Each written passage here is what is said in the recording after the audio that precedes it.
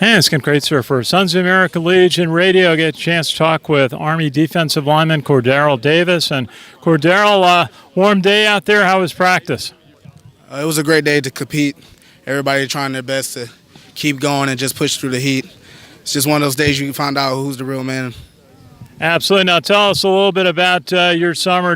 What were some of the activities you were involved with this summer?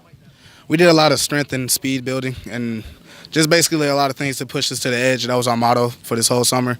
Get to the edge and just basically push that far as you can and keep fighting until you have no more. Absolutely. Now tell us a little bit now. You're from Texas. What part of Texas is that? Humble. It's right like 10 minutes from Houston. That's what I thought. That's great. Now, tell us a little bit about your position on the defensive line. You've been at nose guard much of the time. Tell us a little bit about your key role on the defensive line. My key role in the defensive line is basically to clog up every hole I can. Basically to be the strongest man in the middle and take on as many guys as I can and make a play. So you'll be in the middle, right over the center on many of the plays. Yes, sir. Well, that's such a key part of the defense. And what are some of the things that you do to get better to play that position? A lot of hand work to get my hands as fast as they can be. We do a lot of like push drills to keep our feet moving. Just basically being quick to react and fast to punch. Absolutely. Now you're a senior. Tell us what is it like to be a first year, as they call it, a senior here at West Point and a leader on the team. It's kind of a relief and it's kind of a surreal feeling.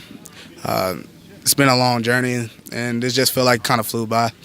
But you get to appreciate it as long as you've been here. But in the moment, you kind of feel like overwhelmed sometimes, but you get used to it.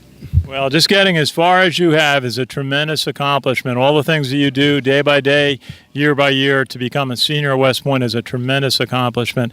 Tell us a little bit about now. What would you like to do in the Army next year?